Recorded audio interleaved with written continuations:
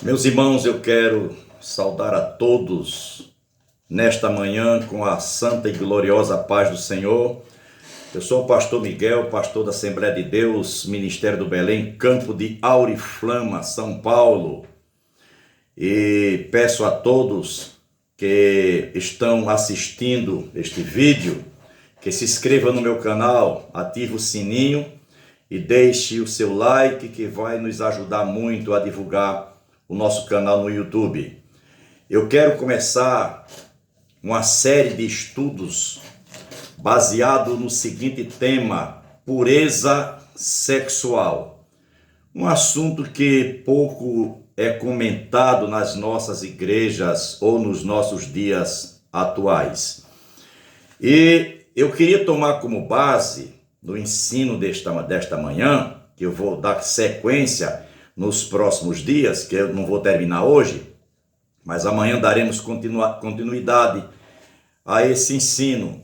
E eu quero tomar como base o capítulo 6 do livro de 1 Coríntios, capítulo 6, versículo do 12 ao 20. Eu não vou ler, porque vai tomar muito tempo, mas você pode aí na sua casa abrir a sua Bíblia e acompanhar essa leitura. Então, eu vou evitar de ler porque é extenso. São aproximadamente 9 versículos, tá? Pureza sexual. Meus irmãos, a primeira coisa que eu quero dizer é que o sexo, ele não é algo impuro.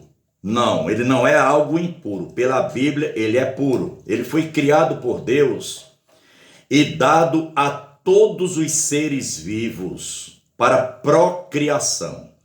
Ao homem, Deus deu sexo para duas coisas. Primeiro, para procriação, e segundo, para ambos terem prazer juntos. A sexualidade, ela faz parte da vida humana, independente da sua religião. Independente da religião. Então, como cristão, nós não devemos perder a nossa sexualidade, mas devemos vivê-la de acordo com a vontade do nosso Deus. Agora, a pergunta é essa: o que é sexualidade? Não é somente um ato sexual, não é somente isso, como um momento de prazer, não. A sexualidade, ela envolve, primeiro, sentimentos. Segundo, ela envolve prazer. Terceiro, ela envolve emoções, afetividade das pessoas, nos níveis físicos, espiritual e emocional. É isso aí. Esse texto de 1 Coríntios, capítulo de número 6, e o versículo do 12 ao 20, isso aqui é muito importante. Paulo escreveu para a igreja de Corinto nos seus dias, porque a cidade de Corinto era a cidade mais depravada, mais imoral nos dias do apóstolo Paulo. Era a cidade onde havia o maior antro de prostituição, de impureza, de imoralidade, de pornografia e de tantas e tantas coisas mais. Então, ela era uma cidade corrupta nos dias do apóstolo Paulo. Paulo aqui, neste capítulo de número 6, ele mostra como deve ser a nossa sexualidade cristã. Ele mostra isso. Primeiro, a nossa sexualidade, ela deve ter a nossa sexualidade, ela deve ter um autocontrole na nossa vida. Nós devemos saber controlar.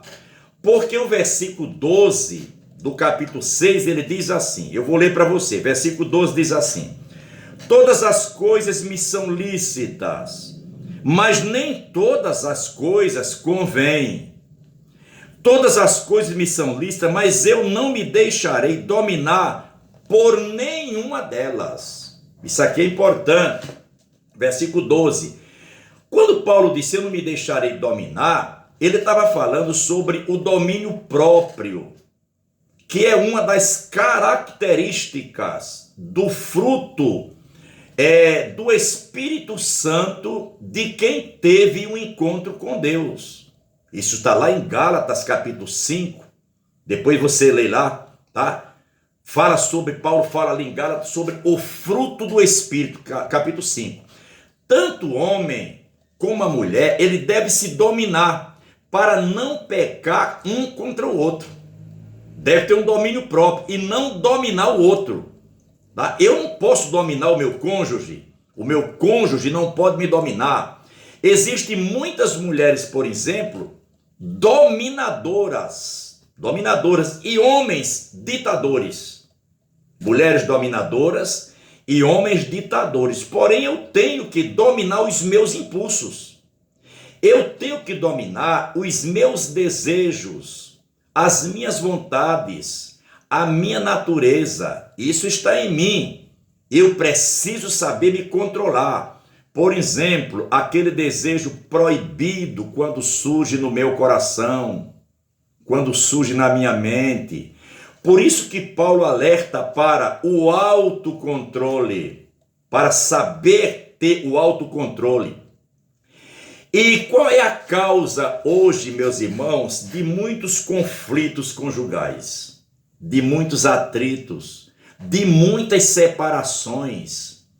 Ouça agora o que eu vou dizer. É permitir que a sexualidade esteja restrita aos órgãos genitais, fazendo do ato conjugal uma relação egoísta.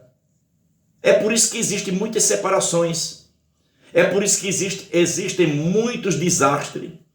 Porque, irmãos, existem, por exemplo, hoje, nos dias atuais, isso sempre existiu, melhor dizendo, tantas mulheres frígidas, tantas mulheres frias, que perderam o desejo, que perderam o prazer, que perderam a vontade de ter uma relação sexual satisfatória. Por que existe isso nas mulheres? Por 3 motivos, 3 razões, e eu vou dar as 3. Primeiro, pode ser um problema orgânico na mulher. E isso tem remédio, é só procurar um especialista na área, que se resolve o problema. Número 2, porque em seus relacionamentos sexuais não tem mais carinho, não tem mais ternura, não tem mais afeto, a verbalização de palavras românticas desapareceu, se acabou, os homens deixaram de ser românticos, a maioria não tem mais isso, apenas eles querem ter uma relação sexual para se satisfazer e nada mais. Terceiro, porque a falta de autocontrole. Porque muitos homens se tornaram viciados em sexo. São maridos ignorantes, são maridos sem carinho, são maridos sem afeto, são estúpidos, não são mais românticos, viu? Só querem satisfazer a carne.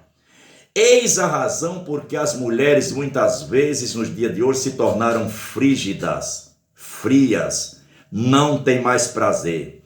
E você, marido, você, homem, saiba que pela Bíblia, a mulher numa relação sexual, ela tem a preferência dela. Você que conhece a Bíblia tem por obrigação de saber satisfazer a sua mulher. Saber que na relação sexual ela ficou satisfeita, ela se realizou. Você conseguiu realizar sua mulher. Você tem que pensar primeiro nela, depois em você. Porque ela tem a primazia, primeiro lugar ela. Há maridos, por exemplo, que numa relação sexual, eles só pensam nele. Se ele se satisfez, para ele tá bom. E deixam muitas vezes, eu vou usar aqui uma linguagem odierna, a mulher vem do navio. A mulher mal começou, e ele já terminou.